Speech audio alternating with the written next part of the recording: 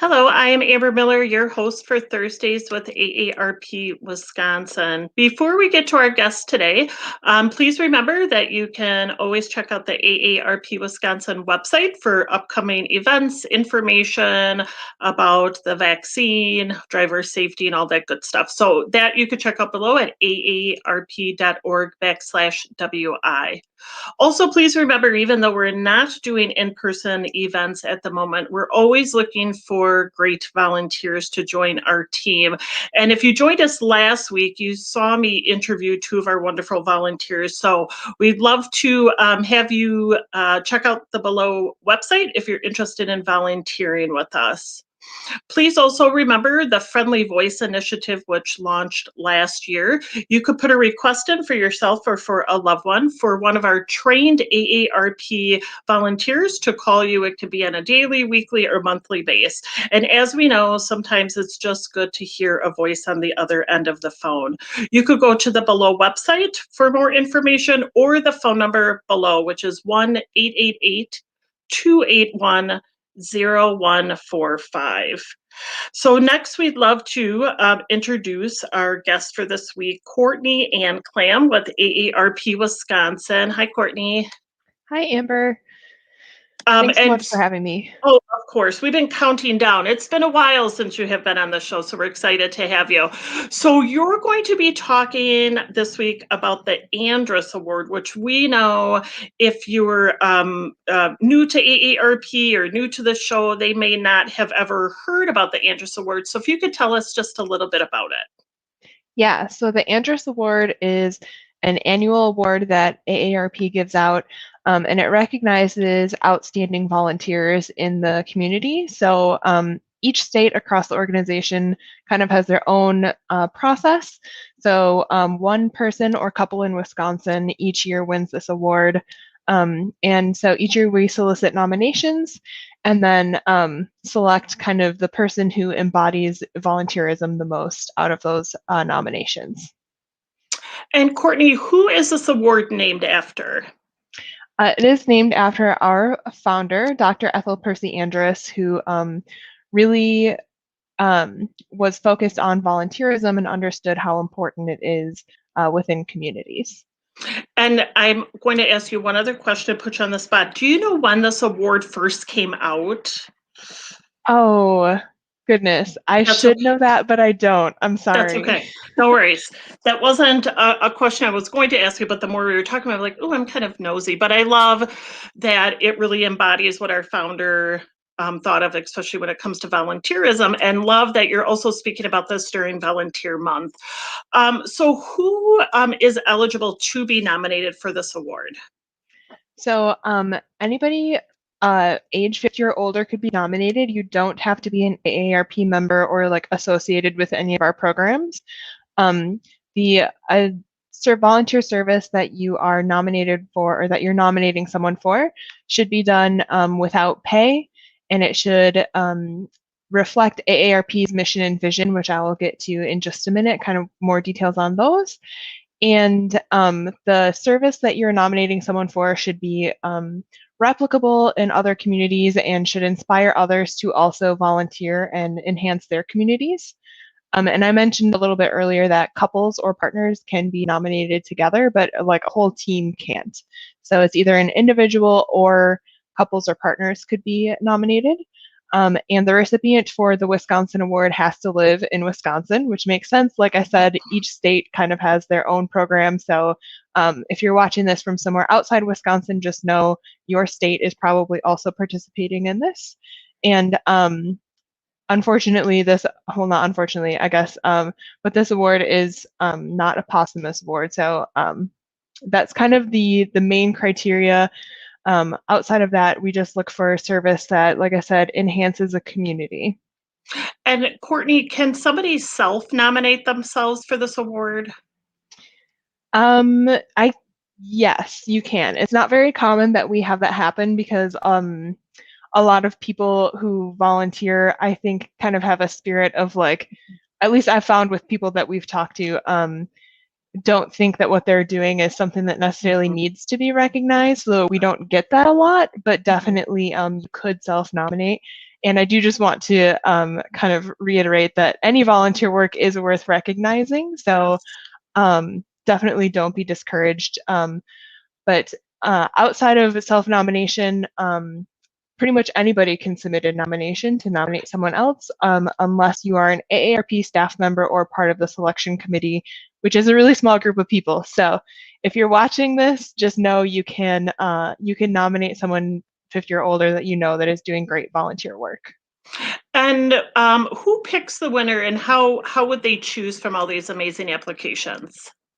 Yeah, so our executive council reviews all of the nominations each year, and they look at the questions that are asked on the application and kind of say like rate each question on a 1 to 5 scale of like how that nomination falls. And I will say that I don't envy them having to go through that process because, like I said, all of the nominations we get, it's just people are doing amazing work in their community. So it's often very, very close margins by which they're selecting people because everybody's doing, like I said, great work across Wisconsin. And Courtney, if somebody is, viewing this saying, "Oh, we got to have the perfect person in mind," are they looking at the volunteer work from years, for the last 10 years, 20 years, or is it kind of recent where it's just like the last year or two? Yeah, so we've actually just recently kind of changed the way we look at this. In the past, we've kind of said, oh, just in the past year, what have they done? But recently we've decided, people do volunteer work over the course of their lifetime. So we will definitely look at, kind of a whole body of work across a span of time. I would say if somebody used to volunteer 10 years ago and now they don't, that application may not be as strong as somebody who has continued through recent events. And I see we have the mission and vision up. So a lot of the volunteer work that we're looking at, one of the criteria is, does it fit with AARP's vision and purpose? So our vision is a society in which everyone ages with dignity and purpose, and in which AARP helps people fulfill their goals and dreams. And our purpose is to empower people to choose how they live as they age. So that kind of covers like a wide variety of volunteer work that you could be doing. We have people organizing in their communities. We have people participating in like tax aid programs. There's, like I said, a variety of stuff that falls under that vision and purpose. So we're not looking for anything specific. We're just looking for stuff that makes life better for others in your community. And why does, even though we kind of talked about the mission and the vision, why does AARP have this award? Yeah, so we mentioned earlier Dr. Ethel Percy Andrus was a really big proponent of volunteerism. She understood that our goal is to serve others and not to be served, and to honor that spirit of uplifting and supporting our communities, we started this award. And even in your intro, Amber, you talked about, how we're looking for volunteers in our programs. We understand we couldn't do the work that we do without volunteers. And it's such an amazing way to use your skills and experiences and to give back to people around you. And we really value that. And so we wanted to make sure that we highlight and recognize those people. And Courtney, I think you may have mentioned this, and I apologize if I'm asking the same question. For the Andrus Award, is there one winner for each state then, if the state is participating? Yep. So Okay. each state will have one recipient, unless it's a couple, then I guess there could be two recipients for that year, but usually just one recipient. There are a few states that are not participating in the Andrus Award program, but for the most part, you will find each state has an awardee. Yep. And so for our viewers before I get to that question, actually, so Jim has a question, and we'll put that up. Will nominees be considered if their volunteering was all done virtually over the past year? That's a great question. So as long as the volunteer work, I guess, made an impact in the community and enhanced the lives of others, I don't think the selection committee is going to be picky about if it was done in person or virtually, especially with the, strange times we've been living in for over a year now, virtual volunteering is certainly something that you can help people and also protect yourself and your community. So that's not going to be a detriment if all your work in the past year or so has been virtual. Great And question. what I love about the Andrus Award too, the more you're talking about it, is like I've already like picked out like 5 people in my brain that I know are over the age of 50 who like really their whole life is volunteering. And I think our viewers, and even if you're watching this live or the replay, could start thinking about all these amazing people that are making such great impact in our community. And if that is the case, Courtney, how would somebody nominate this particular person or people? Yeah, so you would go to aarp.org/Andrus Award. The nomination period technically begins May 1st, but the website is up and running now if you want to get a head start. And we take nominations through July 15th. And it's a really easy online nomination form. It has the questions listed before you enter it, so you can take time to think about it and really kind of craft your answers. And I will just give a few tips kind of for success. We ask that if you're going to nominate someone to be specific about their contributions. So the selection committee may not know, most likely doesn't know the person you're nominating. So the more detail you can give about the work they did, when, how it impacted the community, all of that is really helpful for the nomination or the selection committee. And then if you can a lot of people are involved with groups of volunteers. So if you can get more than one person to nominate the same person, that really reflects, obviously, it's an awesome reflection of that person and how they work collaboratively with others, and it helps the selection committee get a better idea of, their work from different perspectives. And just to reiterate, we recognize too that people may still be working while they're doing volunteer work, but we ask that you don't include kind of their accomplishments that they've done for pay, because the Andrus Award is really about volunteerism. And I do like how you framed it out, Courtney, about writing it, assuming the judge does not know them. So the more information, the better. So this is really a time to celebrate their successes in the nomination. So more information, the better. Exactly. Okay, beautiful. Any other tidbits or information regarding the Andrus Award that anybody should be aware of besides the website? The website is a great resource, aarp.org/Andrus Award. I'm also happy to field any questions you might have. And if you're kind of looking for inspiration, we did a virtual celebration of our Andrus Award winner last year, Valerie Langston. Super inspiring. Like I said, all of the nominees are inspiring, but we took time to sit down with her and her nominators. So that's available on the AARP Wisconsin YouTube page. You can watch that back and kind of get a feel for, the work that we're looking for, and just know that if the person you nominate is selected, we will be celebrating them as well.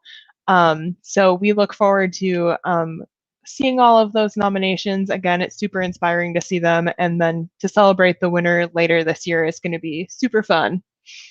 And Courtney, there's kind of a question related to that. So Sam says, how does AARP honor the Andrus Award winners when they are selected? And I know you kind of alluded to last year was a little, or earlier this year was a little different because of COVID, but if you could talk a little bit about that. Yeah, so we really, in a non-pandemic situation, we love going to the winners' community and doing something right there in their community. A lot of the times, if they, 2 years ago, we had somebody who volunteered at a food bank. So we went to the food bank, we invited press, we invited people they volunteered with, we brought a cake, and we just kind of took time to say, hey, like, you're awesome. We had a little ceremony to celebrate them, and that's usually typically how we would honor them. We also give them a crystal award, which again, because these people are so in the spirit of volunteerism, they're a little bit like, I don't need a big fuss. But it's great for us to be able to go there. And like you said, this year we did it virtually because of the pandemic. And I think going forward, if we could do kind of a mix of both, that would be really exciting. Yeah. Certainly, learning how to use all of these virtual platforms gives us a lot more opportunity to celebrate those people more than once and to reach more people with their work. Absolutely. And we got a comment from Arlene that just says, what a great recognition program. And I agree. I mean, there's a volunteer week. We celebrate it, of course, every month and hopefully every day, but this is such a really great opportunity for our viewers to nominate somebody who's doing an amazing job. And that's okay. We hear Murphy in the background. No worries there. And Courtney, because you did such an amazing job on the Andrus Award, and we have just a couple minutes left, I want to put you on the spot a little bit. If you do not know, Courtney also leads the efforts with the Fraud Watch Network, especially with the state of Wisconsin. Courtney, is there anything new with Fraud Watch that we should know about? Anything that we should be aware of that, especially with COVID scams, if you just maybe want to briefly talk about that? Yeah. So I know Darren probably doesn't have a banner prepared, so I will just mention we do have a website, aarp.org/fraudwatchnetwork, and we can put that in the comments too. And the thing with scammers is they're like always chasing the headlines. Yeah. So there's a lot of kind of the same baseline scams, but now with these kind of COVID spins on it. So we were seeing fake offers for treatments and for cures. Yeah. So they would call people and say, hey, oh, Darren, you're so quick. There's the website, Fraud Watch Network. But they would call people up and say, I can give you a cure or I can get you treatment. Just send me money or give me your Medicare number. So with these kinds of scams, just know that a real healthcare provider, a real vaccination provider is not going to just call you out of the blue and be like, hey, do you want this? Just send me money. Right. You generally need to initiate those conversations yourself. And you should not be having to pay for the vaccine at all. I know we're at a point in Wisconsin, at least, where a lot of people have already been vaccinated, which is great. But if you're still looking for vaccine information or if you're still trying to get one, just make sure that you're following credible sources. The Department of Health Services has all kinds of information on their website, which again, Darren doesn't have prepared, but that's okay. The Wisconsin Department of Health Services is a great resource for those kind of vaccine questions that you may have. Mm-hmm.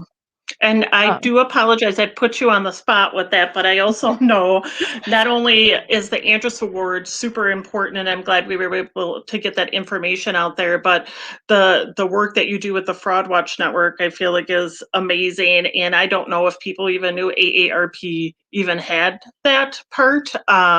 So if there's any other information or a website, I know we'll put back up, but anything else you would like to share about that? I will just say it works out really well to talk about volunteerism and the Fraud Watch Network at the same time because our work with the Fraud Watch Network, like most of our programs at AARP, is really dependent on volunteers. So we have volunteers across the state who normally would go out in their communities and give presentations. Obviously, the last year or so, they've been doing it virtually. But doing that work and also working on Andrus has really just been really great for me to reiterate why our volunteers are so important and really makes me appreciate, a lot of these people have such amazing life experience and skills and they want to use it. And we are grateful for them sharing that information and those skills with us. So it ties together very nicely. Our volunteers are amazing. And like I said, we're just grateful for the work they do. We're grateful for all volunteers across Wisconsin, whether you volunteer with us or not. And we really want to make sure that those people get recognized. Absolutely. And the website that you were referencing to, Courtney, is below. We will make sure to put all the websites into the meeting notes today. But Courtney, always a joy to see you. I'm glad we got to hear Murphy too, as Courtney has a dog. It's great. But want to thank you so much for sharing more about the Andrus Award and how people can look to get more information about that, and also the Fraud Watch Network, which is also really important for our consumers. So thank you so much, Courtney. It was so good to have you on today's show. Thank you. Thank you. And before the end of the show, of course, we always like to share some upcoming events. So the slide will be coming up shortly. These are all coming up, and of course, no cost. So Movies for Grownups, you do need to pre-register for that. That's very important. You can find that on our website. The Fossil Safari, which we're doing in partnership with the UW Geology Museum. The one-day lecture series presented by AARP based off the musicals of Stephen Sondheim. I apologize if that's not how to say it, and also May 10th, if you are interested in starting your own business after the age of 50, this is a really great and informative workshop, and it's by the Fox Valley Technical College. So you can visit our website below to register, or call the 1-877 number below, and they'll be able to register you over the phone. Also, the next Small Dollar Big Impact Grant will be due May 19th. This is a monthly grant award, so I do talk about it usually during every show, but we do have it every month. So if you are an organization or know of an organization or community that has a really fun, creative idea, there are grants available up to $1,000. So the application can be found at the website below, which is aarp.org/WI capitalized SDBI to find out more information there. And then join us next Thursday it's going to be all about Small Business Week. So we're going to have some fantastic speakers talking about small business, what they're doing in their community, how we can better support them. So please make sure to come back here next Thursday at noon on our Facebook.com page or our YouTube page. You could definitely bring your questions and we will be taking them live. Until then, we look forward to seeing you next week, and be safe. Thank you.